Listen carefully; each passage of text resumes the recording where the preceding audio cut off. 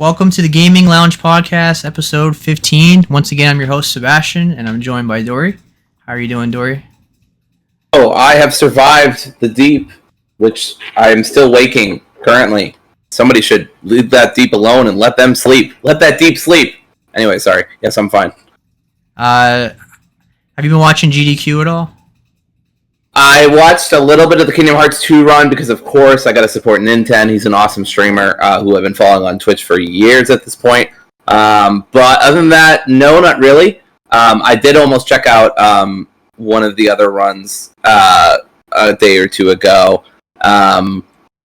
What is it? The Mirror's Edge. I almost checked that out because that run's always fun. But yeah, I haven't gone. Not a lot of them have really stuck out to me. But I'm sure once it's all done, what I like to do is once GDQ's done, it's when it's happening, my feed is just full of GDQ runs, and it's hard to pick them. If I can just look at the channel and it's the whole GDQ thing is done, I'll just look at them in a sequence and I'll be what sticks out to me, what looks fun, and then I'll just make a playlist for myself and watch usually the shorter ones. But yeah, so but I love GDQ. I think it's great. Yeah, there was a couple of good ones. One of them was the 20 was Sekiro no hit run. That was cool. Great. And I watched the Kingdom Hearts 2 one. That was awesome. Yeah, Ninten's really good. He's one of the best runners. He's got multiple top 8s or whatever you want to call them. He's gotten a lot of attention for his really long streams. He's done KH1, KH2, so he's a great streamer for GDQ to have. Plus having Spike Vegeta on there as well, and I think J-Hobbs too, who have also run Kingdom Hearts 2 and have been on the couch before. I think that's really good stuff. So yeah, I was really happy with that sort of combination. Yeah, most of the games they had during the summer, I didn't really care for, so I didn't watch a lot of them. But nothing beats the best one, which was the dog playing the speedrunning dog. I haven't watched it, but I looked at the thumbnail and the line. I was interesting. I will maybe check that out later. Bookmark that for later. It was amazing. You couldn't write a better script. The dog won the baseball game. Incredible. I mean, Air Bud already proved that. I mean, there's no rule in the rule book that says that dogs can't play video games. Dogs can't speedrun. Yeah, there's no rule. There ain't no rule that says dogs can't speedrun. That's right. Absolutely. That's the better joke. He had a walk-off home run in the 13th inning to win the game. The whole crowd was going. That's incredible. Best I love that. Of all time. Yeah, I think they were summing up what had happened at GDQ, and I think one of the things was a dog got a home run or something, and I was like, I'm sorry, can we repeat that part? He speedrun 2 games. He speedrun 2 games. Wow. Yeah, but the baseball one was the best. Next time you say to yourself, I'm not a good speedrunner, but look, it's a really hard thing, and maybe I should just get more respect. No, you're garbage. Dogs can do it. Step up your game. You suck. Without thumbs at all. That's right. Without any opposable thumbs? Come on. The dog's name is Peanut Butter, so PB, personal best. Yes. Oh, that's so good. God, life is so good sometimes. Yeah. So that's GDQ. It's been a fun time. So let's start with some news. So we're gonna do some news a little different. We're gonna do what we're playing at the end because we got 2 big games we're gonna talk about. First, I want to start with the Capcom Next Showcase, which happened this week. I imagine that would be a hashtag of people who really hate Capcom for some reason. It would be hashtag Capcon, and really lame. But yeah, I can't even imagine disliking Capcom because they're in such a role. But yeah, we heard from them about their what's next for them. Everybody loves doing next showcases. But yeah, go ahead. They were talking about Path of Goddess, right? Yeah, they got Kunitsugami Path of the Goddess, which comes out this month on July 19th.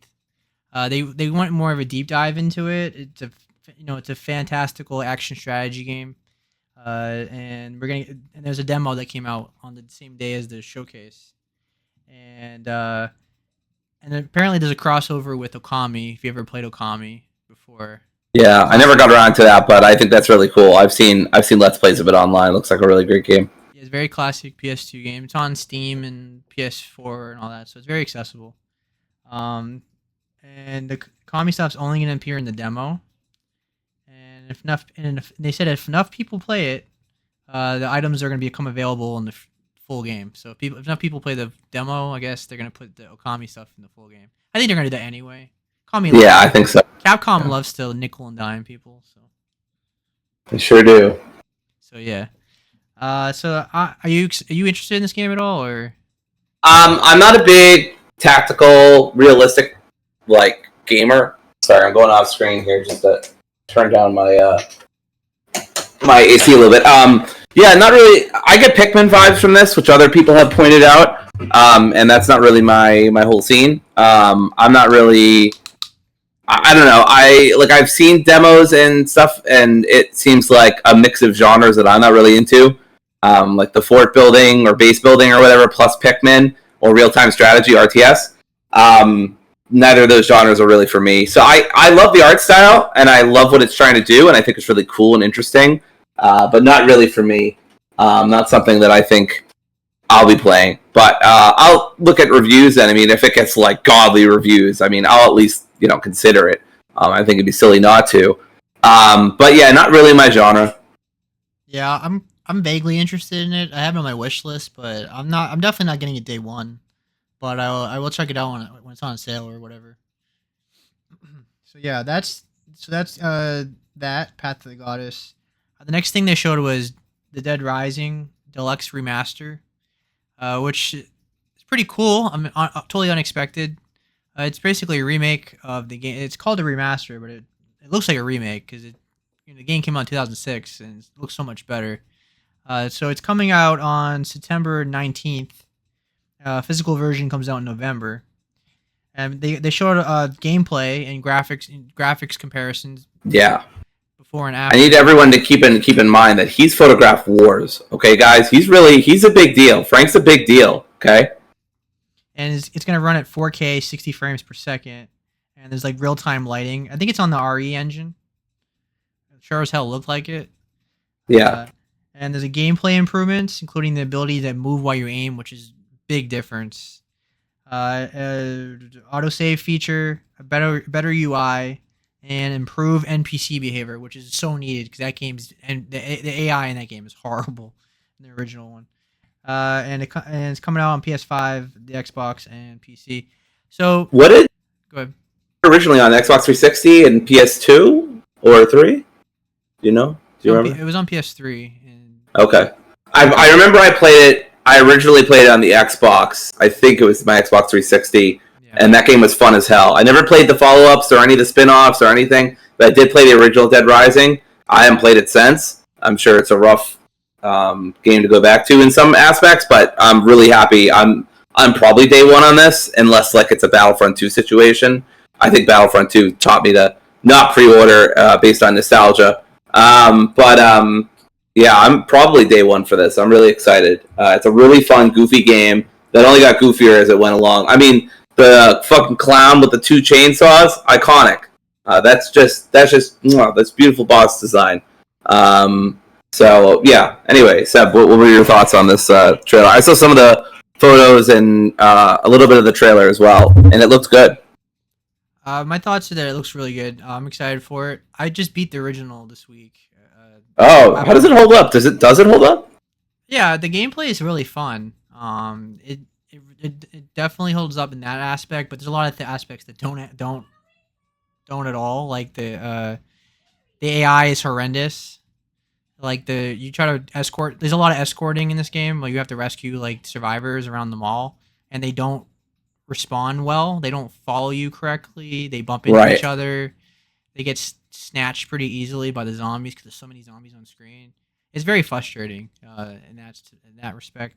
Also, you can't move while you aim, and it's really annoying. What? Oh yeah, that was a thing for a while. Yeah. Yeah, like because even like it took Resident Evil like until Resident Evil 6 to do that, and that was like 2012. And this came out in 2006. Wow, you couldn't do that in 5? I knew you couldn't do it in 4 because I replayed that, but wow, you can't do that in 5 either. I forgot about that. I could be wrong, but I'm pretty sure they didn't have that until 6. But Yeah, and it's annoying because there's so many zombies on screen that the gun kind of sucks because like you just get attacked by behind you.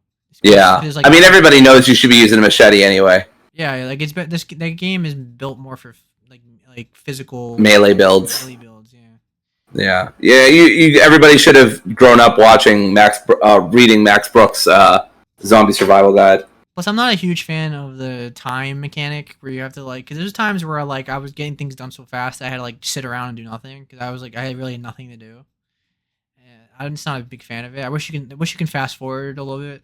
Yeah, I was going to ask you about that because I remembered I was I was looking at a video that was looking back at it and mentioned that aspect, and I was like, I don't even remember there being a time aspect, but it does kind of have a weird Majora's Mask time aspect, but instead you don't have the ocarina, so you can't fast forward or anything like that, which sucks. That would rip with an ocarina, but oh well. Yeah, what's even worse is that like there's only one save file, and if you screw up, like don't get there on time, the Wow, game ends. You lose, and that's it. jeez, You have to load, but if you saved at a bad point, where like you're gonna screw up no matter what you do, you're stuck completely. So you have to like be very careful with how you save and when you save. So I hope this has multiple yeah, saves than this one. Basically all it needs is like what I got is like quality of life improvements and yeah, better graphics. And even though the graphics, I mean, I'm playing on a PC, so obviously it's spruced it up a little bit, but it's still like looks pretty good. I mean, it looks old, of course. It looks like a 360 game, right. but it looks not bad. Like there's a lot worse games. But yeah, I'm excited. It comes out in September, and I have to look That's a good. what's coming out around there. But Yeah, it's probably day one for me. that's similar. I'll wait till reviews just in case. I don't want to waste my money again like I did with Battlefront. I didn't even get a refund on that, which I should have. But yeah, I'll wait on reviews, but I'm probably day one, similar to you. I have really fond memories playing it. They're very vague memories because it was a long time ago, but I'm excited to go back to it, especially with quality of life improvements. I think it'll be a really fun game. Hopefully they can make the guns work a little better. But yeah, that game was always about silly like melee weapons, kind of like Yakuza in a way, was just like really ridiculous like melee weapons that you can use to. I keep knocking into my mic. Sorry about that. With just really silly weapons that you can use on zombies instead of criminals. Yeah, you can use like a lawnmower, or an umbrella. Like you actually open up the umbrella. You can drive a car or a motorcycle and run over a bunch of zombies. It's meant for you to kill thousands of zombies. So, all right. So another zombie franchise. Capcom confirmed that they're working on Resident Evil 9.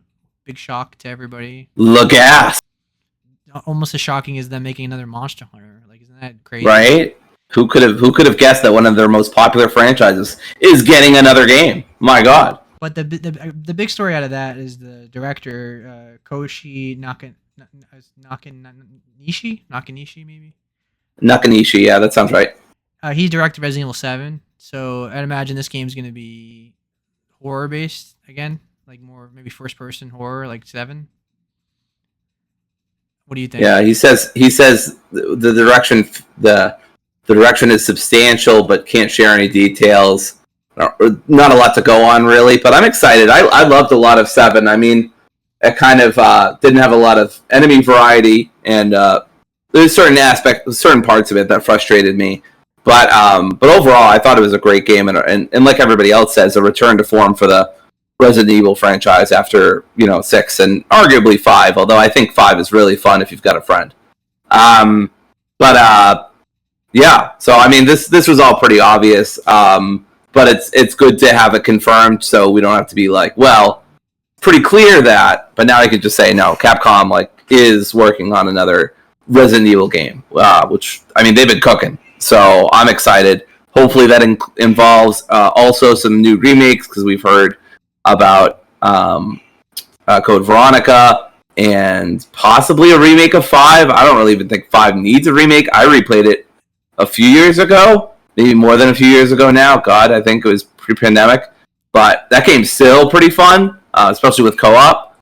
I don't really know that needs a reboot, but I said the same thing about RE4, and then they made one of the best games of all time. So I don't know. Maybe I'm wrong. It doesn't sound like it. All the leakers and stuff are saying that they're working on a Code Veronica and a Resident Evil Zero remake. Yeah, and that sounds more needed. I would love to go back and play RE0 because I did play RE0 when I was younger. I don't really remember much of it, but I do remember having a decent enough time with it. I think it was only on the GameCube for a while, and I think that's where I played it first. But I'd love to go back to RE0 and actually play it like without tank controls. Seven I discussed, I think, last episode. But not a fan, and he is a fan, or at least doesn't mind it as much as I do. I like tank controls, but if I remember correctly, like they did with the remake when it came to PS4, and they gave you you have a choice where you can put on modern settings. So okay. I was just about to say they should do that if they are remaking RE0 for the PS5 and modern consoles. They should give people options. I mean, I don't want people to not have the choice to do tank controls. If you love tank controls, go be a freak, but that ain't for me. I imagine I don't think they're gonna give you the option. I think they're just gonna do third person shooter like Resident Evil 2 and 3 remake and 4 remake. I feel like they're just gonna do that again. Where the original Zero is a fixed camera tank control game. So when I say modern controls, I mean that like the movement is very fluid, but there's still fixed cameras angles. That game is one of the most pretty Resident Evil games. Even to this day, it holds up very, very well. And that game is 21 years old. And that game. I know that game looks so flippin' pretty on the GameCube. It was wild. I think the lighting really helped it. The character models looked great. It just was a really pretty game overall. Yeah, the people don't like that game because the mechanic where you had to drop the items on the floor. Like usually you had an item box that was like universal and it shares it across rooms and stuff. But in Resident Evil 0, you leave an item on the floor, you have to go back to the room to pick it up, and it was very annoying. And then that does sound annoying. It's very loopy too. It's very crazy, over the top. The villain's like singing opera outside.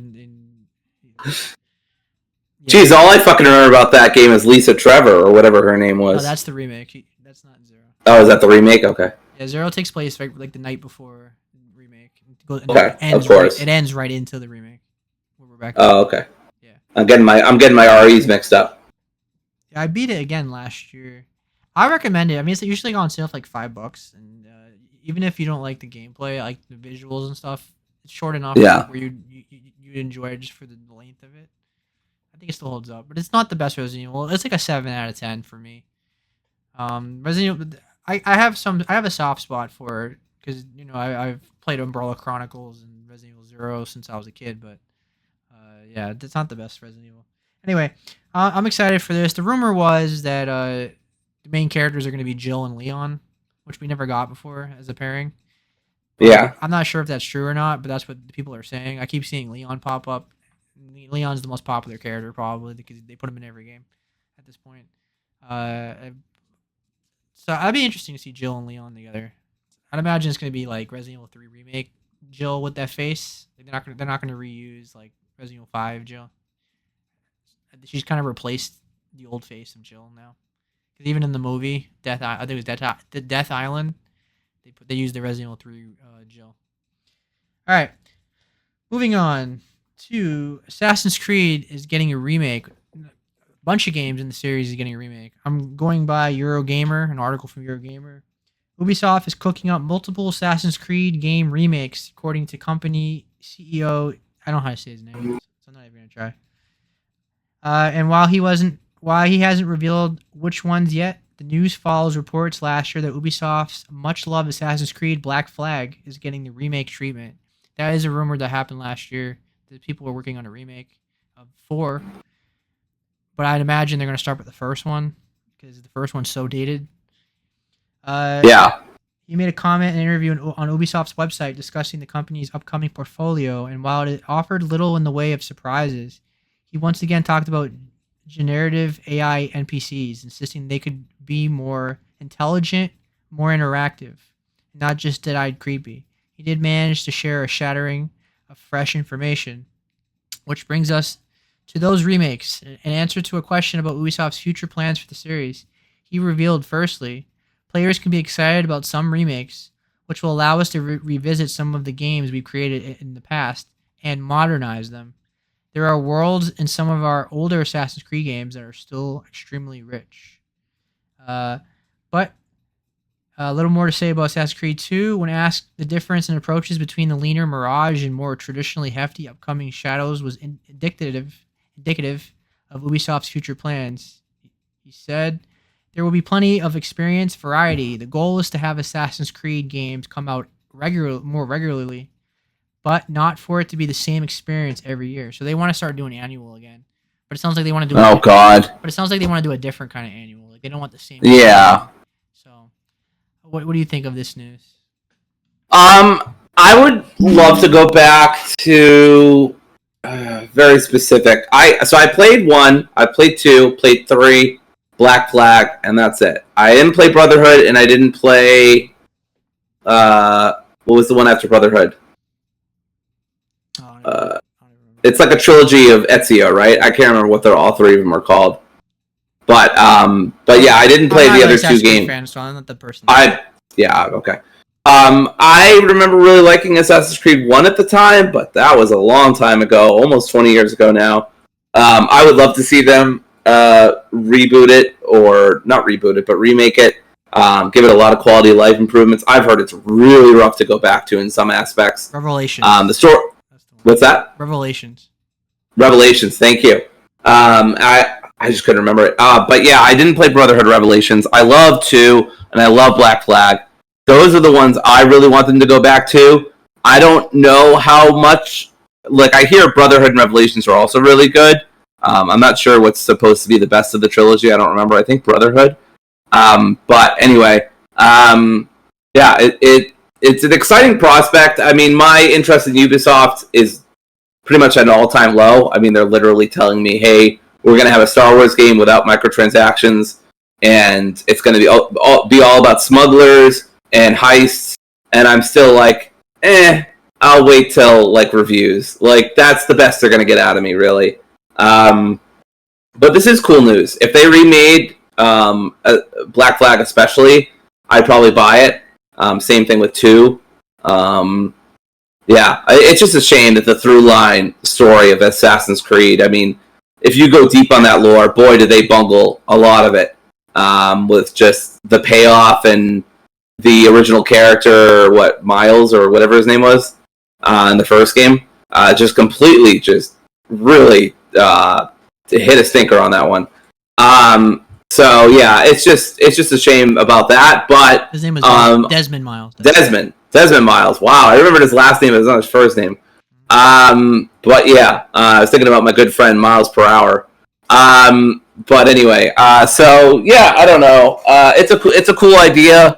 It's not an original idea at this point, but I get why they want to do it. And I would love a quality of life improvement Black Flag. I already think Black Flag is not just one of the best, probably the best Assassin's Creed game, but it's definitely the best pirate game. And I flippin' love pirates. Yeah, so give me that for sure.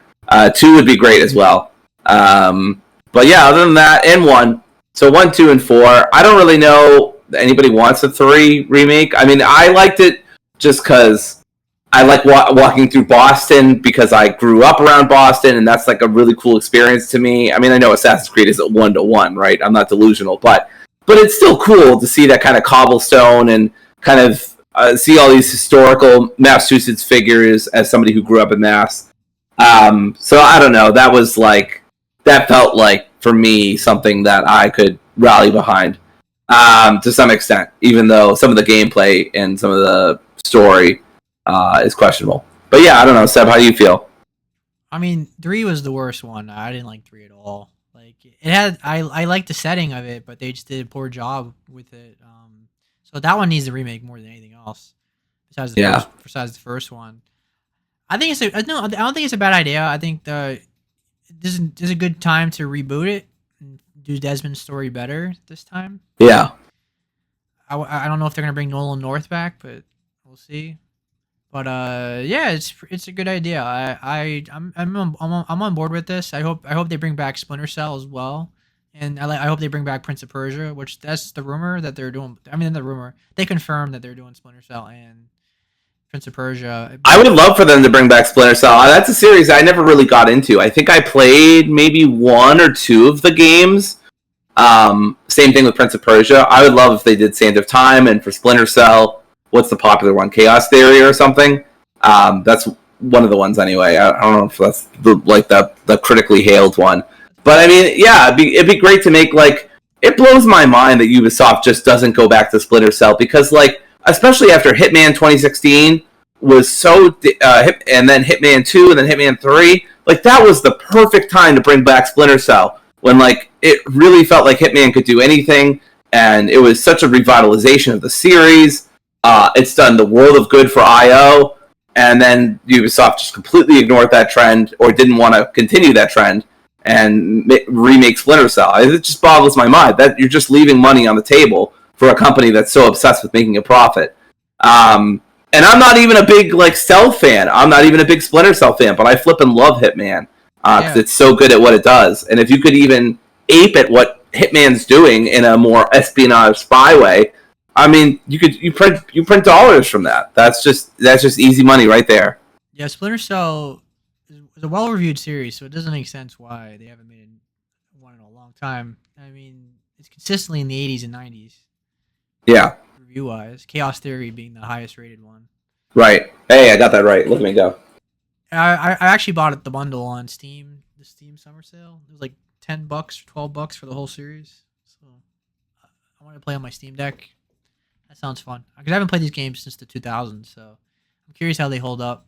But yeah, it's time because we don't really have good like stealth games like this anymore. Yeah, we don't. I mean, Dishonored is gone. I never really got into Dishonored, but I mean, you can't deny the effect that Dishonored had.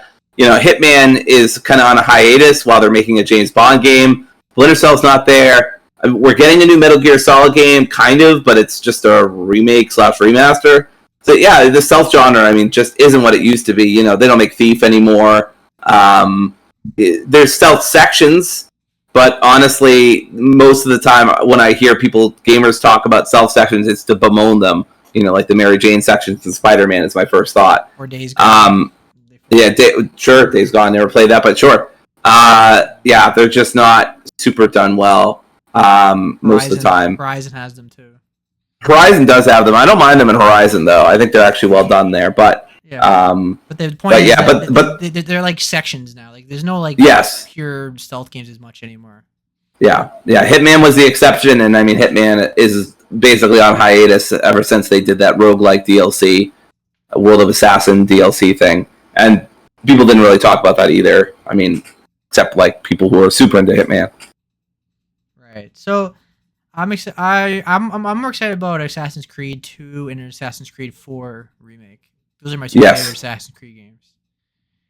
And I do like the newer games to an extent.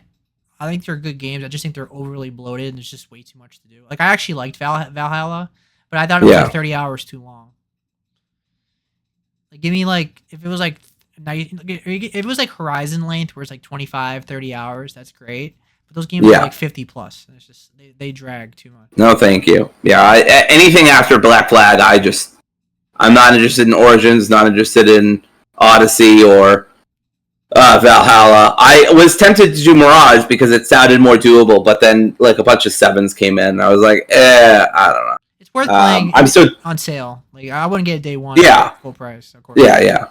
Sale, like I would think about it at least. It's definitely worth $20. I would say. Yeah, for sure. All right, let's move on to so Nintendo confirmed that they're gonna make a bunch of the Switch 2s. It's not gonna be very scarce. Like you know, a lot of Nintendo products tend to be hard to get on purpose sometimes.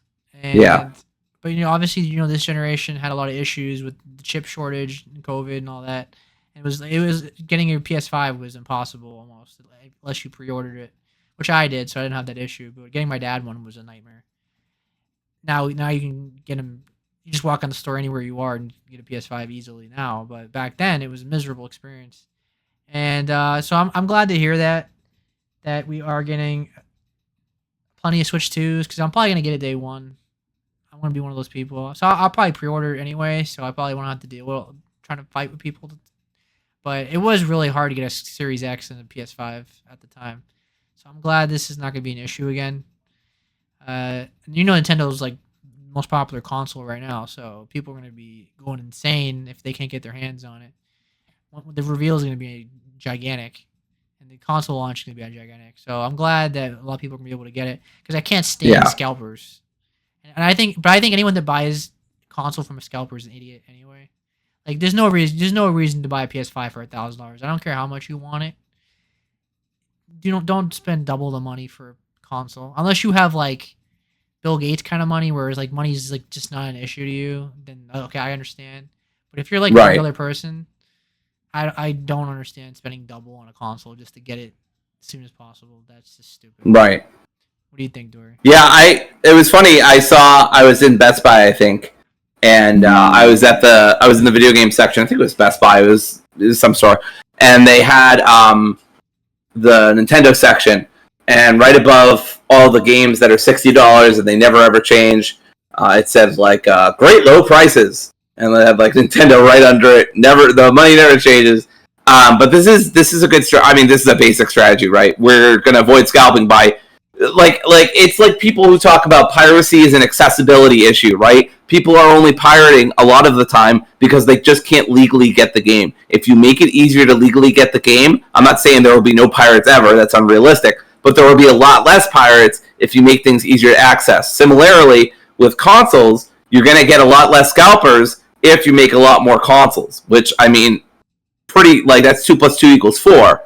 But I hope it works out because hex scalpers like that shit sucks, and it makes everything worse for everybody, to the select benefit of a few.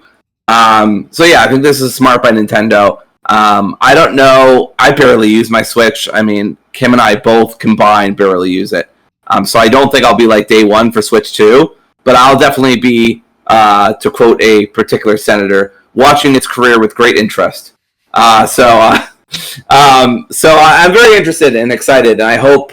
I know this is never the point of a Nintendo console, but I hope the Switch 2 does push forward the graphics a little bit more and the FPS and stuff like that. You know, the really nerdy stuff. I know that Nintendo wants to be super family friendly and accessible and get as many people in as possible. Obviously, that's working. The Switch is selling like hotcakes, or whatever the expression you prefer is. It's selling very well. So, kudos to them for that. And hey, look, they don't even have to sack a lot of their employees.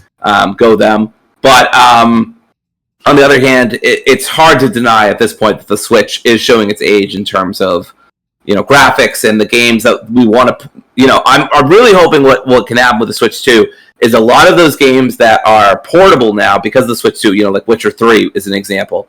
Right now, then maybe we could get like The Witcher 3 actually running decently, right? Maybe better cloud support. But I mean, now that doesn't matter as much because Kingdom Hearts is on the Steam Deck. So I mean, who really cares? But yeah. Anyway, those are just a couple of my wants from the Switch 2. But yeah, I mean, I'm hoping that this does dissuade scalpers to some extent.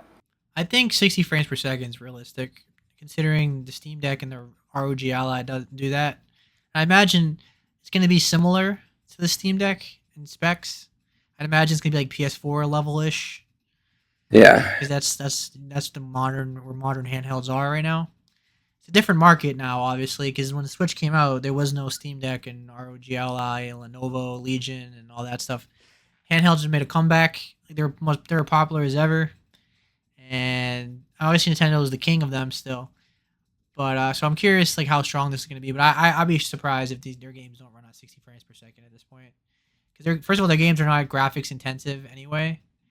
Yeah. So there's no reason it won't be at least 60. So that's exciting to play Nintendo games 60 frames. I mean, the games are already high quality, great games. So if you do a better frame rate and everything, a lot of the criticisms won't be there anymore.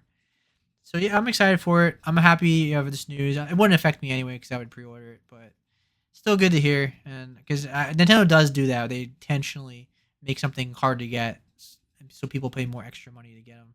Like they did that with the They Nintendo. did that. They did the fucking. Remember when they pulled like the Disney Vault bullshit with with Mario or whatever? Yeah. That was awful. Yeah. They did that with the Nintendo console, the original one. They released a limited amount of them, and they were really hard to get. People were like scalping that and stuff too. So yeah, that's good to hear. All right, let's move on to So Black Myth Wukong got first-hand impressions now from a couple outlets. Uh, my information is from Twitter slash Video Games Chronicle. So apparently, uh, it runs on Unreal Engine 5. So this is a Chinese developer. It runs on Unreal Engine 5. It's challenging, but it's not quite as punishing as a Souls game. There's no difficulty options.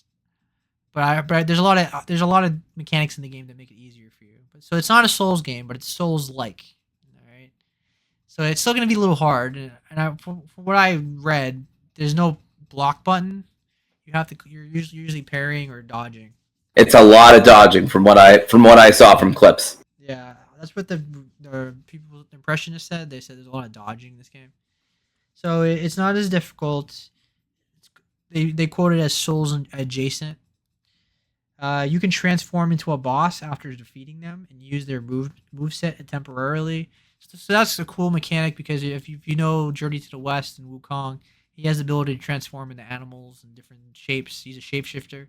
So there's a lot of cool things you can do with him. He rides a magic cloud, has a magic pole that extends really longly. So he has a lot. He's got really long black hair. Yeah. He's got a friend who's got a really rich dad. Makes a lot of machines. Yeah, I know what you're talking about. Because if people don't know, Dragon Ball is heavily based on Wukong. Yes. Obviously.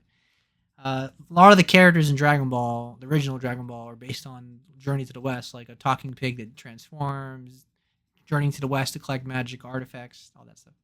All right. Combat is more aggressive and fast paced in Souls, so it's not gonna play like Elden Ring or Dark Souls. It's gonna be, I guess, if you want to compare to a Souls game, it sounds more like Liza P or Sekiro.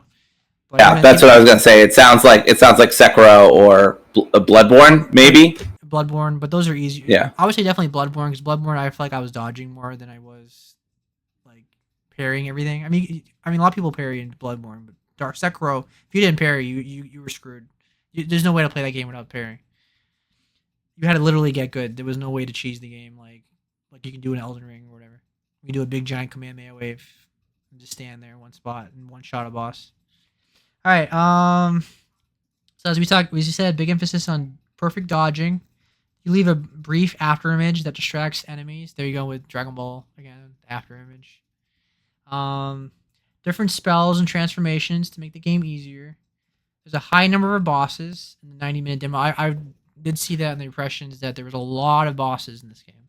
Very Elden Ring like, which is cool. They're all unique, different animals. There was like a frog. There was like a bear. There was a tiger. There were all different animals. It's really cool. All different. They had different mechanics. So from what I'm gathering, this game seems it's gonna play like Jedi Fallen Order or Jedi Survivor, where it's like it plays kind of like a Souls game, but not as hard. Because Jedi Survivor was very challenging at some bosses, like the side bosses. I know people were having trouble with that giant frog thing. Mm. So I remember that complaint. All right, this game is very linear. Apparently, it's not open worlds. So I'm guessing it's open section, which is similar to like Sekiro. I feel like where Sekiro is like open area and you can fast travel everywhere, but there's specific maps that you go to, but it's not like Fallout or something where you just throw you in a giant. It's not Tears of the Kingdom where they just throw you in a world. It's gonna be like open section. From what I'm gathering, or it's gonna be like Neo, where Neo was like here's a mission, and you go and they take you to the level, and then you beat the level, and then you go back to the menu and pick the next mission. I don't know if it's gonna be like that, but could be. And there's different combat stances, so that sounds like Neo again. I know Dory hasn't played Neo, but Neo has like multiple, or you play Ghost of Tsushima like that, right? Different combat stances. And then there's different armor sets and all that, different bonuses to collect all them. So it sounds like a fun game. Sounds like my kind of game. Of course, it's my most anticipated game of the year. It could be my game of the year at the end of the year, possibly. I've been hyped for this game since I've seen it. It came out of nowhere when they revealed it. It always looked too good to be true. And so usually when games look too good to be true, they usually don't live up to the hype, like Atomic Heart or something, where it's like, wow, that looks incredible, and then the game comes out, and it's like, eh. This game actually looks like on the graphics and the gameplay that it looks great. So we'll see. And it comes out August 20th, so next month on PS5 and Steam. As everybody knows, it's not coming to Xbox initially because I put on a light there. they're having issues putting it on Xbox. I don't know if it's because the Series S. That's what people say. I'm not gonna get into that, but yeah. So it's coming on PS5 and Steam. I'm getting it on PC, of course. And Yeah, I wanted to say a couple things about this actually. So I'm pretty excited about this. I don't know that I'm going to pick it up. I'm going to look very carefully at reviews. I want to make sure that I'd actually. So it seems like there's a lot of healing, and as long as you're good at dodging, you're probably going to be decent to good at this game. It looks fucking amazing. I mean, first off, the gameplay looks crisp. The graphics look great. I don't care that it's linear. In fact, I kind of prefer that to some extent. So I don't think the fact that it's like a Souls-like or Souls-light, I don't know, does scare me a little bit in terms of the difficulty. I do want to hear more from other reviewers about how tough it is, especially from people who have played other Souls games and like how it compares and stuff like that. Is it like Elden Ring tough, or is it more like Another Crab's Treasure tough? Because I would love that. But yeah, probably not. It's gonna be hard. Yeah, I think. Yeah. So that's my fear. The fear in me. I probably won't get it just for that reason. Just because I don't really like playing games that are a struggle like that most of the time. I'll make exceptions, especially if there's accessibility features. But most of the time, I'm playing a game for me to have fun. The only way I ever bash my head against the wall, and I consider that fun, a very corrupted way of fun, is if I'm playing a game I really love on a hard mode with bosses and stuff, like Kingdom Hearts or something. Yeah. Mostly Kingdom Hearts. It needs a demo, but yeah, really bad. Yeah. I would yes, I want a demo really bad because I'd play the heck out of the demo, and at least I'd be able to see, okay, this is way too punishing for me, or okay, I could give this a shot. I could see myself getting good at this, getting better, and the amount of health and movement, and it's more my speed. Because I am more into. Right, I'm not really gonna play any Dark Souls games anytime soon, or probably ever. But I am more into games that are Bloodborne or Sekiro than I am into games that are Dark Souls or Elden Ring, right? Because generally speaking, the Sekiro ones and the Bloodborne ones, if I understand correctly, obviously correct me, but are more fast paced. They have, I think, more of an emphasis on blocking and parrying and breaking people's guard and stuff like that. I like that more, whereas Dark Souls feels to me, from what I've seen from clips and stuff around the internet, a bit slower, a bit more methodical. I tried that with Vampire. I know Vampire is not a Dark Souls. That's not what I'm saying. I can't wait for the internet to take that out of context. But it's it felt a little slow and sluggish and heavy. I just hated that combat. I don't like that combat. I'm always so bad with the timing with games like Sekiro and Bloodborne because you're so fast, or at least you're faster. Even to some extent, games that have some Dark Souls elements, right? Jedi Survivor, which I loved, and Jedi Fallen Order, which I also thought was great. Not as good as Survivor, but really great. Those can be fun experiences for me. So, and I loved Another Crab's Treasure too. So, I guess what I'm trying to say is I want to give this game a chance.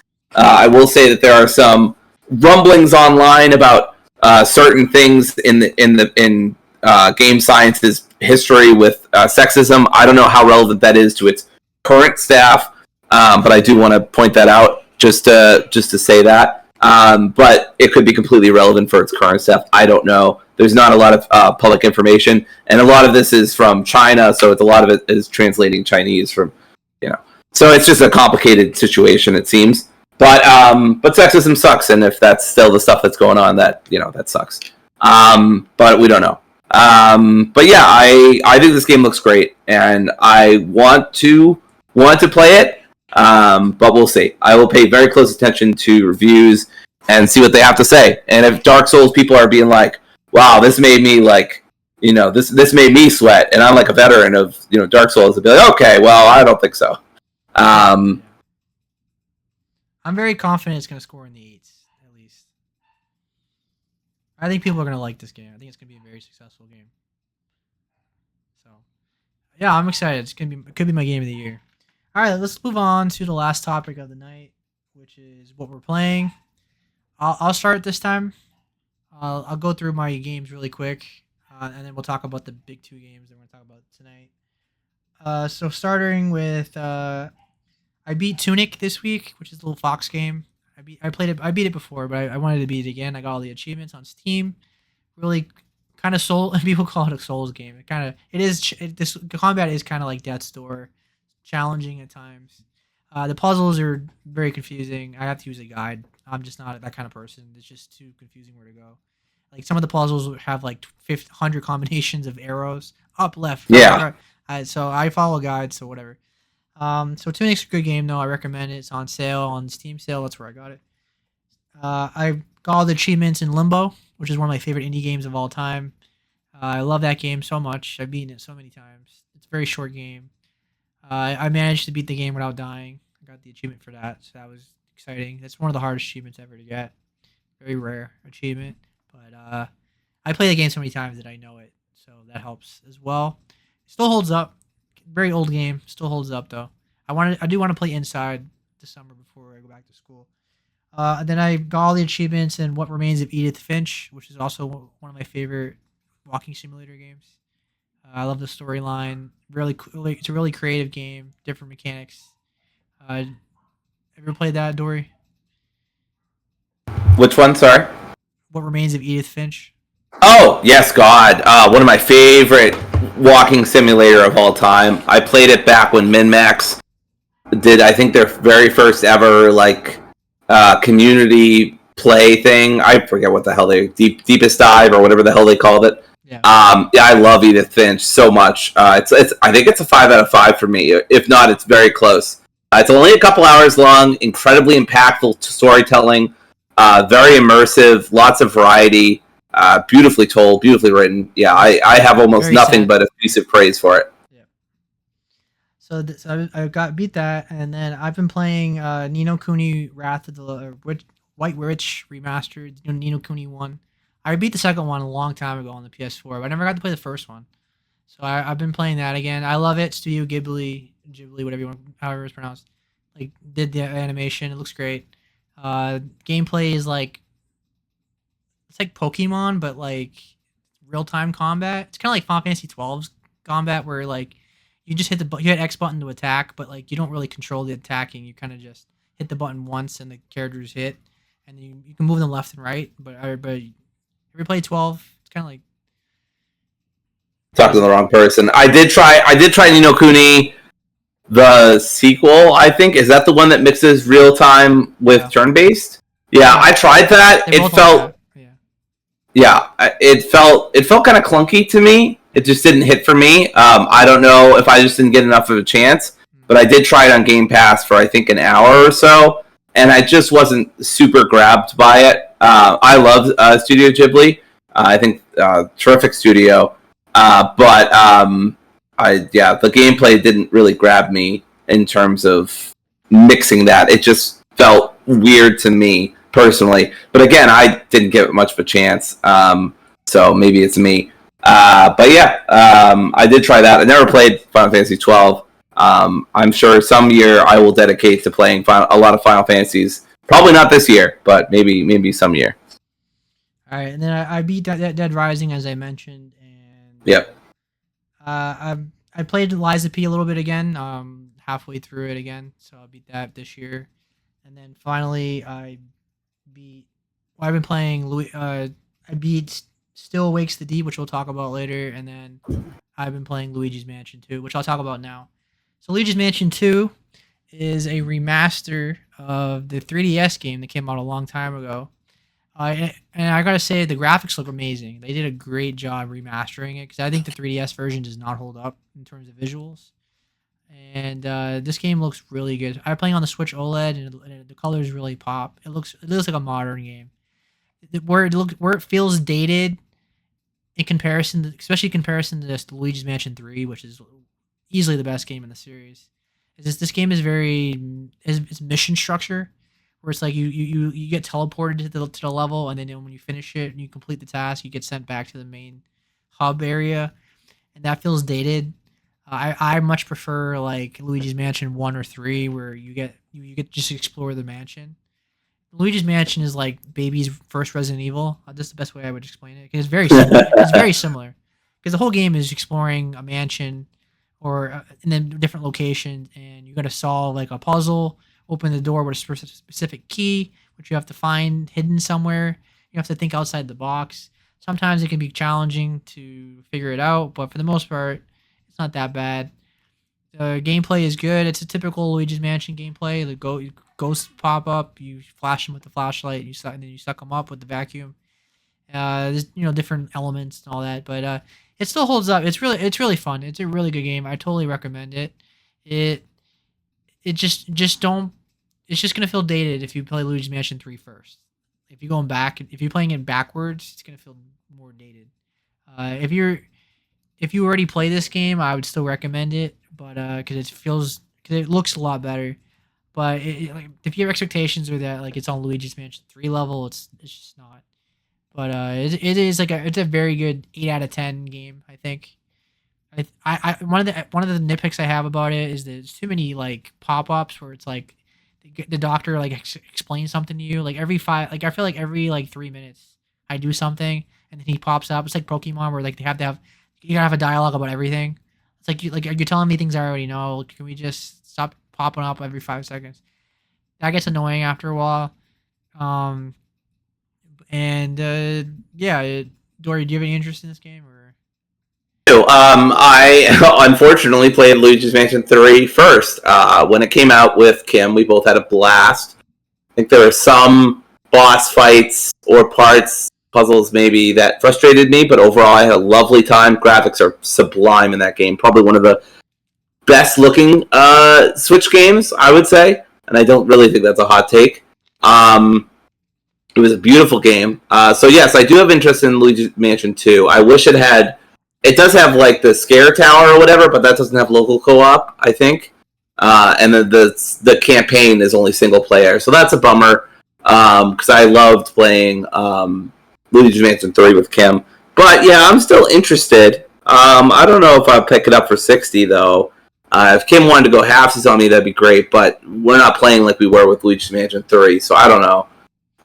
So yes, there's interest, but I don't know if that interest will be like fully realized into like me actually buying it. I saw a couple of reviews and I'm like, yeah, but I already played the third one. I really like that, so I don't know if I feel like I need to play the second one. Yeah, this is just more Luigi's Mansion. Like it's Yeah, the gameplay is everything you know about Luigi's Mansion, storylines, everything you need to know. King Boo back again, breaks the Dark Moon thing. You get to find the pieces, go to different locations. Typical Mario storyline. It's but I love the series though, so for me it's great. yeah. I mean, it's like I said, it's a good eight. It's an 8 out of 10 game. Very satisfies exactly what I want. I hope we get more Luigi's Mansion games. This is the one I never got to beat, so I'm like halfway through it, and I heard it's not that long. It's like, it's pretty reasonable. I heard maybe like 10 to 12 hours or something like that, so not too bad. So yeah, it's definitely worth it. I do hope they remaster the first game, give it the Switch update like this one got. 'Cause that one needs it too, or at least put it on the game. Make a GameCube emulator on the service and give us Luigi's Mansion 1. It's ridiculous that we don't have that on in America on the Switch. I think it's in Japan. They put like it on Switch in Japan, but not here. So that's frustrating. But either way, it's a good game. I recommend it. I I'm not sure I can totally recommend it for $60. When it's like 45, $40 maybe, I would definitely pick it up. But Does that happen with Luigi's Mansion? Do they ever drop? yes, but it might take a couple years. Okay. I've seen Luigi's Mansion 3 be like $45, I think. Okay. I mean, obviously, you know me, I'm the captain of buying a voucher system, the whole voucher thing. Right. Because You are the captain of that ship. because I always save $20. I'd rather buy 2 games digitally for $100 and save $20. Speaking of captains, Seb, look at this segue. Look at this segue. There you go. Are we ready to segue or no? Take it away. Sail away. Okay, great. Sail away. Sail! Alright, who remembers that song? Yeah, so Seb and I both played Still Lays the Deep. Seb probably took his time and played like a normal human being.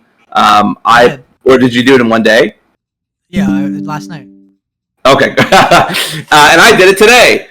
So we both played Still Wakes the Deep. I have a couple gripes with this game, and I'm just going to get them out of the way real early, because I have mostly positive things to say about this game. I think the game's pretty good overall. Just keep it short and sweet, but I think the game's pretty good overall. But I have some frustrations. Number one, I think Seb will back me up on most of this. When you are underwater, you cannot tell where the fuck you are. It is very frustrating. I don't know why they designed it like this. I had multiple instances where I got completely turned around when I was underwater. When your game is surrounded by water, you need to be able to figure out swimming, because it feels like Kaz just like is swimming in slow motion, like he's in a ballet or some shit. The other part too is I love the color yellow. It's my favorite color, my favorite primary color. If you love the color yellow, this is going to be a great game for you. I mean, this is going to be your birthday and Christmas all rolled up into one. That said, I still did get lost every now and then. I still did get turned around every now and then. People can bemoan the yellow paint and the yellow ladders and the yellow cloths, right? Doesn't bother me. I love yellow. More yellow in games, please. But I still got, every now and then, I still got turned around. It was so frustrating. A couple of times, I even got caught on the environment, because you're not supposed to go on certain parts of the environment. That's actually the bigger problem with spray painting or whatever on this silly very yellow oil rig, is that there are certain areas that you're just not supposed to go in or interact with. And if you find a way to do it, you're just fucked, right? Because you're just not supposed to, you're just stuck there. So I had to reload checkpoint. Didn't lose me a lot of time, just something that I noticed. There's there's like some aspects that I was also frustrated with, but I mostly think about the water one. Oh, the other thing I was going to mention, last thing I'll mention before I mostly praise the game, because there's a lot of good stuff here, is just, I had this one part, and I was talking to Seb about it earlier, where it was scripted for me to fall off a ladder, and I didn't know. I was so pissed, because I thought, well, either A, my controller's broken, that's not good, B, I'm failing a QuickTime event. This game has a lot of QuickTime events, basic kind of QuickTime events, and that I've been completing and doing fine the whole game, so that doesn't make sense. That seems stupid. Or three, like the game's just like messing with me, which it turned out it was. I just would have loved if Kaz would have said, "Oh, my arm is tired," or just some fucking rote line, just so I knew it was him and not me. So I was losing my shit. I was like, "Am I going insane?" I was pressing the left trigger, and then I tried tapping it, and then I must have done it 3 or 4 times, reloading checkpoints or drowning, because I'm like, "Oh, I failed again." I'm like, "What is happening here?" So yeah, the game could do a better job about making it clear. Like, there's another time too where you're running away from one of the, I won't go into too many spoilers, but just one of the creatures in this game, right? It's a horror game, there's creatures. And I failed, and I was like, what the heck? Like, I did as best I could. Like, I don't really, like, I was trying to sprint, but like Kaz kept like breaking into a sprint and then stopping the sprint. The sprint feels really inconsistent sometimes, but really consistent other times. I don't know. But it turned out that was a scripted event. I was supposed to fall. I was supposed to fail. And it just feels like sometimes the game isn't super clear about that. But that's pretty much it. I mostly have positive things to say. Like I said, the voice acting is phenomenal. I felt like the spirit. This will be one of my first James jokes of the podcast. I will probably make a couple more. I really felt like the spirit of James Smith was with me the whole time. I felt like I was surrounded by a lot of James Smiths. This is such an insider baseball reference if no one watched the other podcast, but that's okay. But yes, it's so cool to have a Scottish game. Just like an authentically Scottish game. I mean, the Chinese Room is a Scottish developer, I believe. They got a lot of Scottish talent for this.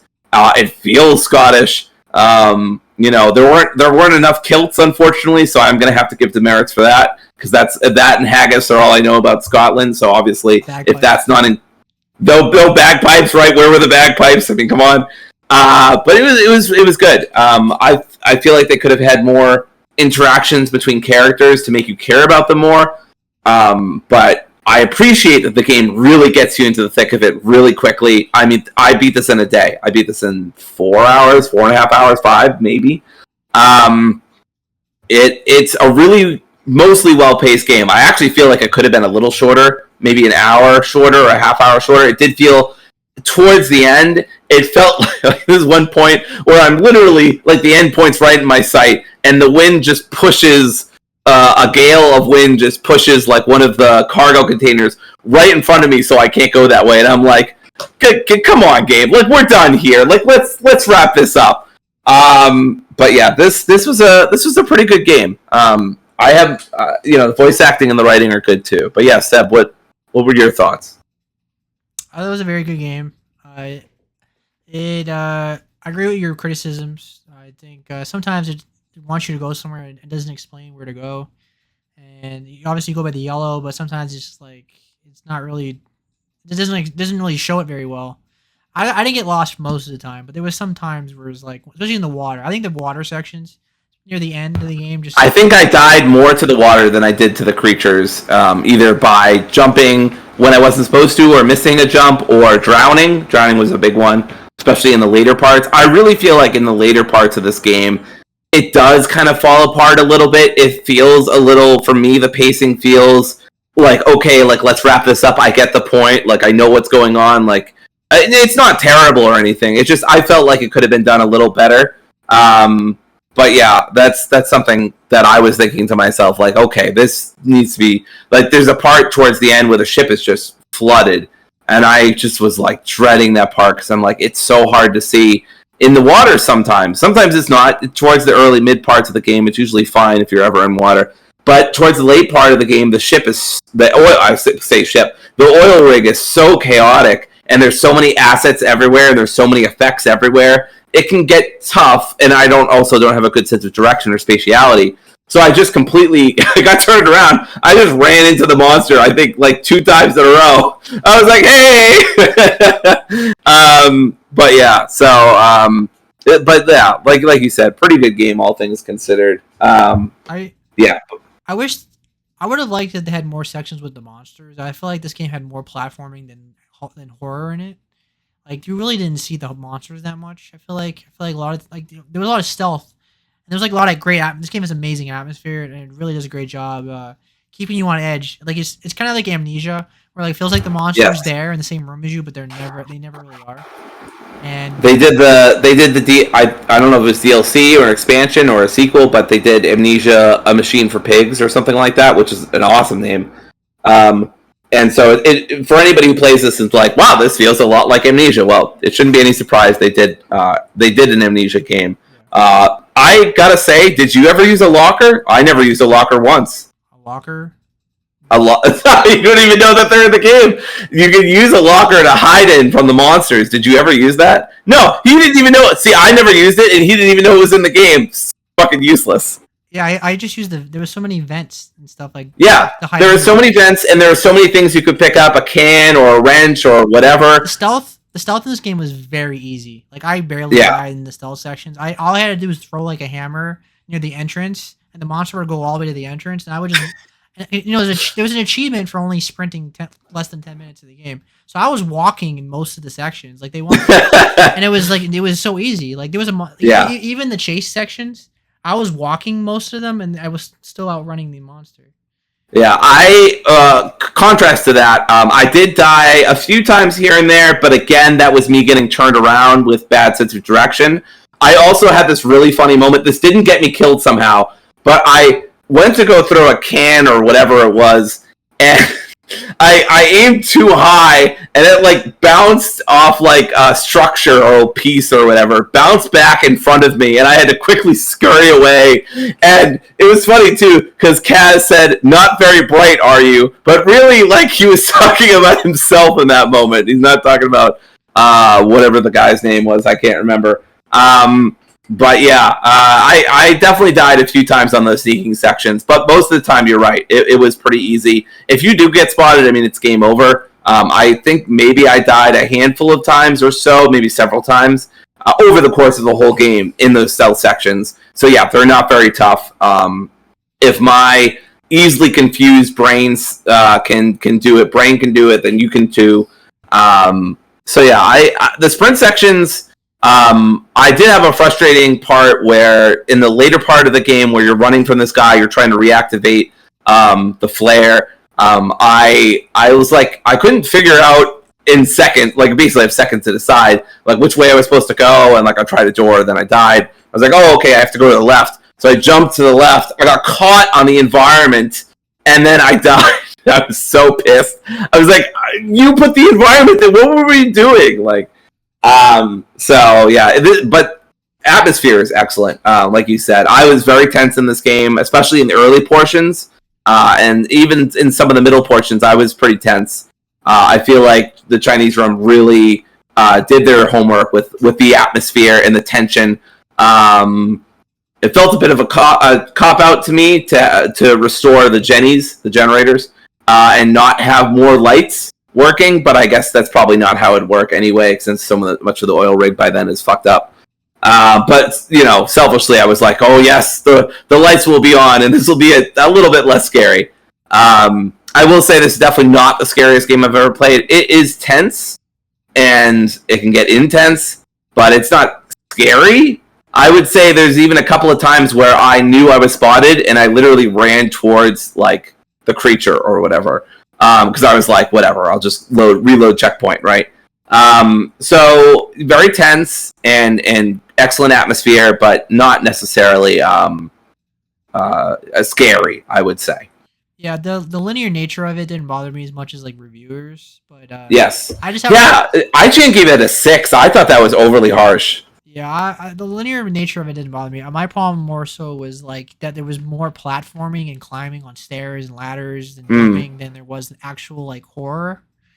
This game was like Mirror's Edge half the time. It kind of was. What with all the pretty colors and stuff like that. Just most of the game was like platforming. Like it was a lot of like leaning on like ledges and climbing ladders and jumping across gaps. Like there wasn't really a lot of horror. Like there was the horror. Some of the horror was great. Like you could say it's obviously based on the thing, but like, you barely got that. Like you got a couple chase scenes and a couple sneak sections, and most of the game was just swimming, climbing, jumping, and looking at like set pieces and stuff. Which is it's not that bad because it's a short game. Obviously, if it was like 15, 20 hours of that, then yeah, that would have been a big criticism. But I wish they did more with the horror. I wish they did more with the graphics in terms of like when you die from it. I wish they actually did like some Dead Space kind of like gore and like actually showed it. Like kind of just gives you a screen and then game over and then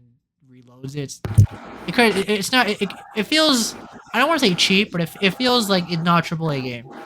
Yeah, in that respect, it feels AA in some ways, which is fine. It's not a big deal. Even on ultra settings, I wasn't getting like the greatest looking game. Like it was blurry. Like the environment's not the best, and I know on the consoles it runs kind of sloppy at times. So I could see that because even on my PC, which is a 4080, it wasn't like perfect. I had perfect. I mean, the frame rate and everything was great. I'm just saying the graphics should have been better. Cause I feel like the graphics should have been like one of the main selling points of like how amazing it was. Right. It wasn't that, but it was still really good. I wasn't really a criticism of mine. My big thing is the gameplay. I think the gameplay could have been better.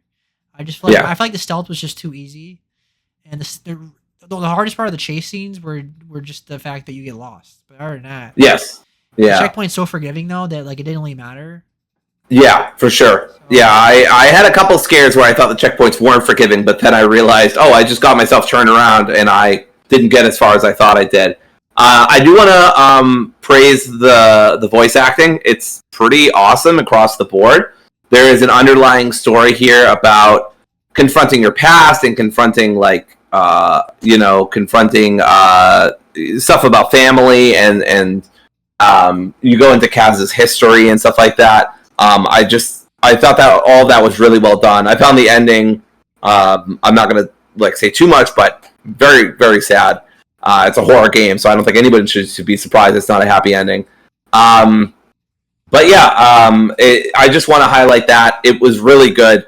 The story, the story at the heart of the whole thing was really good, and I thought it was beautifully told and beautifully woven throughout it. I agree with you. The gameplay is kind of the weak point of this.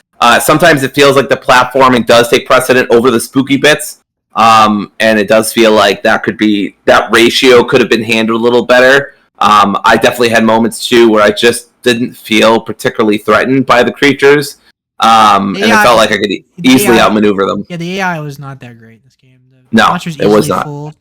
My thing is, if it was up to me, I would have taken out a lot of the water sections. Like, Yes. they serve really no purpose. Like, you can have It just slows the game down. Yeah. It felt like an artificial time extension, and it also felt like an artificial difficulty increase. Like I saw, I had to look up a guide for one of the parts that you and I were talking about earlier, and one of the comments was like, "This feels like it feels like making death so that your game is a little longer, right? Like making scenarios where death is pretty likely in order that your game isn't seen as short as it is, like what they used to do at arcades or during the NES, right? Because they made short games, but they were painfully difficult. Yeah, like this game is very authentic. Like the people all feel real. It's probably the best depiction of an oil rig ever. Like it's very realistic. Yes. Like that's great. The environment is great. The atmosphere is great. If you love the thing, you're gonna love this. Like, yes. Storyline and in terms of storyline and characters. It has it has nice build up. It has cool. Yep. I love the lighting in this game. It looks really good. It's just the gameplay where this game fails. So yeah. I agree with the reviews when I'm seeing like sevens. I would give it a 7. I would say it's I would too. Yeah, 7 for me as well, especially after those frustrating sections I mentioned. Yeah, I think a 6 is too harsh, but a 7 seems. Yes. Maybe a 75 maybe. Like I say 75. Yeah, I was about to say 7 or 7.5. I could see. At one point I was at maybe an 8 for it, but then as the game went on, especially in the later portions of the game, I just felt like things felt a little too tacked on. It felt like we weren't wrapping things up quickly enough for me, but it's a pretty minor criticism, all things considered. I think this is a pretty good game. 7.5 out of 10 or 7 out of 10 if I had to choose between a 7 or an 8. The dialect is done really well. The subtitles are really good, so you always understand what's going on. For the most part, I think, I do mostly get the backstory of why he's there. He did use some parlance, Scottish parlance, and they didn't completely explain what it meant, but I could pick up on the inference of what it meant. But yeah, I think Still Wakes the Deep is a pretty good game. It's probably not making my top 10 list, unless I don't play a lot of games this year. But I'm up to 25, I think, at this point, or something like that. So yeah, I would definitely recommend it. It's on Game Pass. That's where I played it. I wouldn't recommend playing it anywhere else personally, because Game Pass basically means you're playing it for $10, unless you have Ultimate or something. Yeah, I think that's a perfect price tag for it. I could see paying 15, 20 maybe, but I think 10 is a perfect price tag for this. I bought it for $20, so I think that was pretty good. I don't regret. I enjoyed it for $20, even though it was short. I was happy with that. I didn't mind that. I wouldn't buy it $60 or anything, but it's not $60. No, absolutely not. It's not that anyway. But all right. So Chinese Room made it. They're working on the next Vampire the Masquerade game, so we'll see how they handle that. So that's not. Because the only game they made was, as Dory mentioned, was Amnesia: A Machine for Pigs, a British studio. Yeah, and they did Everybody's Gone to Rapture. If you ever played that. I've heard of it. I never actually got around to it, but I have heard of it. I did play that. I got the platinum on the PS4 days. It was very slow. You couldn't run, if I remember correctly. People didn't like that.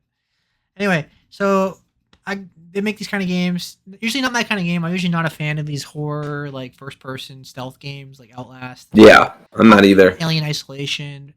There's better games than this game in terms of the first person stealth. Outlast does it better. Alien Isolation does it better. Resident Evil 7 does it better. But yeah, still a good game. 7 out of 10, 7.5 out of 10. I recommend it on Game Pass and Steam on sale. I would not buy it full price right now. I think it's like $40 on full price. I wouldn't buy it. Yeah, I wouldn't do that at all. But it is a good horror experience. If you're not a horror fan, I wouldn't recommend it. It's gonna be too scary for you. But if you love Yeah. horror, I think this is definitely gonna be up your alley. I think the atmosphere. Yeah. I think the atmosphere and the story and the lighting and all that alone sell the game more than anything else. I think you can forgive the gameplay because of all those other elements of the game. So I really liked it. So not game of the year for me. Not gonna be in my top 10, but No. definitely a game I had fun playing. Nice 4-hour Yeah. experience, pretty much. So Absolutely. yeah. All right, so that's our show. Thanks for joining me, Dory. Yeah. We're gonna next week. I think we're gonna talk about our most anticipated games for rest of the year. Oh, I also want to shout out before we go. I want to shout out Outer Worlds, which I've been playing because I was playing Fallout New Vegas. Really quickly about Outer Worlds, since we're at the tail end of our podcast. Just want to say it holds up really well. I'm playing with a couple of mods, but they don't like super change anything. Loading screens are better than I remember. I think the PS4 is just worse than my computer, but I don't know. Yeah, the gameplay is really good. It's really fun to play it right after Fallout New Vegas to really see that kind of timeline transition. I don't think it's quite at the level of Fallout New Vegas. There's just all these little tiny things that like I think Fallout did better, specifically New Vegas. But this is still a really great to excellent game for me. I've already gone through Monarch and gotten through Edgewater, and I think I put in under 10 hours. I'm having an absolute blast with it. Love going back to it. Absolutely scratching that itch for me. I'm probably going to go to another longish RPG next on Game Pass. I'm not sure what it'll be, but I will figure that out. But yeah, just wanted to say I'm very excited for Outer Worlds 2. Hope that comes out soon. Would love it if Outer Wilds 2 comes out that same year, just to like troll them. That'd be so funny. Outer Wilds 2, yeah. Yeah. Are they making a second one?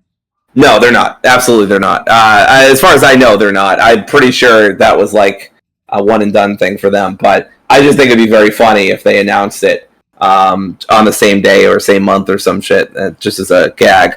But I think it holds up really well. The graphics look really nice. I've taken some screenshots and stuff. Obviously, it's very cartoonish and stuff, but I just really wanted to see that through line of Fallout New Vegas, and I feel like now that I have played New Vegas, I appreciate Outer Worlds more and what it's doing. I mean, I gotta say, the biggest thing I love about Outer Worlds, you can sprint, and you can just keep sprinting, and it doesn't matter. And you don't have to ever stop sprinting. You can just keep moving forever. And like, yeah, sure, that's goofy and video game as hell. I don't care. It's so much better than Fallout New Vegas, where you can't even sprint. You have to mod it first, and then even after that, it takes AP. So after a little bit, you're like, and then you can sprint again. Vegas is old. They improved upon it. Yeah, for sure. It might be time for you to. Have you played Skyrim or Fallout 4? I played Oblivion when I was younger, I think, maybe. And then I don't think I ever tried Skyrim, but I did play Oblivion, at least a little bit. Yeah, you can't be one of the few people on the planet that has never played Skyrim, so it might be time for you to play Skyrim. I actually think I'm getting a call from Todd Howard right now. I believe he is threatening my life, so I'm going to have to take this call off air. Or play Fallout 4. Like, if you're in the mood for that kind of style of gameplay, then I would try Fallout 4. I really want to play Deus Ex as well in that franchise. I've already got 2 of the games. I've got one on here and one on my PS5. I'm gonna start with the original. I'd like to start with the original actually, just to see if it holds up at all. But I believe it's on GOG still. Good old games, but I can't recall. You can buy it on Steam right now for like $1. Oh, okay, awesome. I bought the whole series for like. I know too that I should just play The Witcher 3 at some point when it's on sale for $5. I don't like now. Literally, it's $5 right now. Is it really? Okay, I was just saying that as an example, calling my bluff. But I know I should play it. I know I'd probably enjoy it. I mean, the gameplay is not the biggest part of that, but the story and the characters and everything else. I know I'd probably have a blast with it. Not a big fan of CD Projekt Red, but I don't know. I want to give them that and Cyberpunk a chance at some point. I would love it if someone would just gift me these games so I don't have to feel weird. You would like Cyberpunk too. Yeah, I bet I would. Yeah, I mean it's got some for as some of the questionable decisions that they made in development regarding some of the trans stuff. Yeah. Cyberpunk inherently has a a lot of trans themes, right? Of changing your body and stuff like that. That I think is really cool. Yeah, the game is very progressive in comparison to the studio themselves, I guess. Yes. Yeah, I know it's very ironic, but I know also they've done a lot of improvements to the game and hopefully to themselves as a studio too. I would have told you 2 years ago. I would have told you it was awful, or 3 years ago. No, 4 years ago. 4 years ago. Jeez. It was my most disappointing game in 2020, if I remember correctly. But they fixed it so much. Like, it's a totally different game. It plays so much better now. You should play every game I just mentioned is a game of the year contender or game of the year. Yeah. So you should be playing all those games for sure. Those are like my top, not Cyberpunk, but like Skyrim and Witcher 3 and what else? But yeah, I going back to what's that? So those are all like my top 25 games of all time. Like, yeah. But yeah, last thing about Outer Worlds, I mean, I think I think last night I stayed up till like 2 or something playing it. I don't usually do that with games anymore, or with anything, because I'm just too old. I mean, I really wanted to finish Monarch, and I had such a blast doing it. And it's so cool to go back to it and replay it. And I don't usually do that with games, but it's definitely scratching that itch that Fallout New Vegas gave me. I want a game that's a lot like this, but has a lot of quality of life improvements. I'm like, well, Outer Worlds, and I can get it on Game Pass really easily. It's on Game Pass, by the way. I didn't even buy it on Steam or whatever, which I was considering, but I only needed to get it on Game Pass. So, and the mods there work, which is nice. At least as far as I know, they work. They're all pretty small mods, so I haven't really noticed anything, but.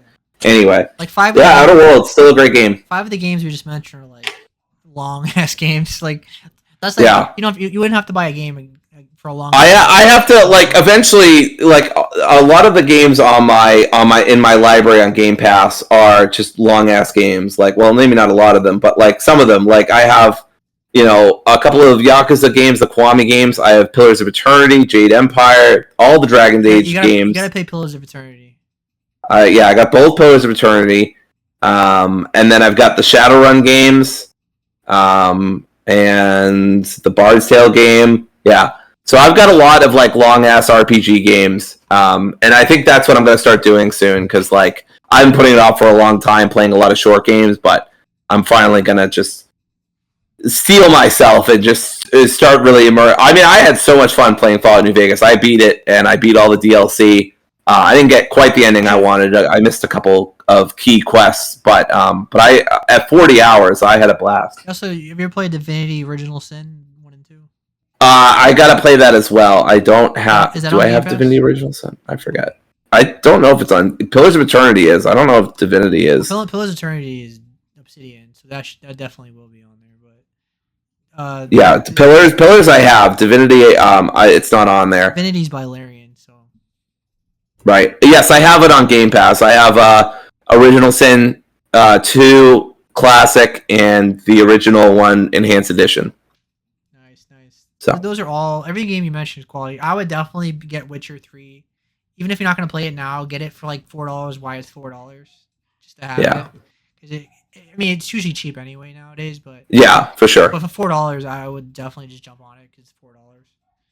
Because you're definitely going to play it at some point, I'd imagine. And if you don't like it. It's $4. You're not gonna lose sleep over that.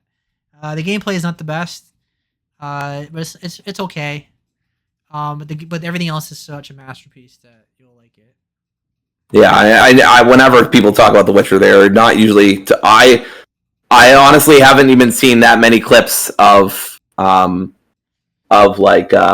Witcher 3. I don't think it's as bad. I don't think it's as bad as people make it out to be, but it's not great. I think it's. Oh my god! It is $4. Yeah. That's crazy. Yeah. $4, and the complete edition is not even 13. That's wild. How much is the complete edition? 13. The complete edition is $12.49. That's a steal too. Yeah, that's wild. That's what I would get if I was literally wild. If I was really into it, and I think Witcher 1 and 2 was like $1 or $2. Are those any good? I never hear people talking about Witcher 1 and 2. Unless they're like trying to be contrarians or something. I couldn't tell you because I never played Witcher 1 and 2, but from what I get, I never hear people talk about them. What I gather, Witcher 3 is the one that most people started with. Yeah. So that's where I would start. Even though it's kind of the conclusion of Geralt's story, I guess. Yeah. And then obviously we got to watch the Netflix series and specifically season 2 and 3. I don't recommend it. No, I know. I'm kidding. Fell off so hard. fully joking. Even the first season was okay, but after that, the showrunner. That's according to your season 1. Showrunner. They said Americans are too stupid, or whatever. They said something about young people don't have the attention span to handle it or whatever. I'm like, that show is just not interesting. Anyway, well, I don't want to get on topic, but yeah, it's a mess. Anyway, that's our show. Thanks for watching. Like I said, next week we're going to talk about our most anticipated games of 2024 in the second half. Because a lot of games coming out. Doesn't necessarily mean I'm going to buy them all day one, but at least I'm going to have a list of what I'm interested in. All right, you have a good night, Dory. Thanks for joining me, and peace. It's not the best choice. It's Spacer's choice.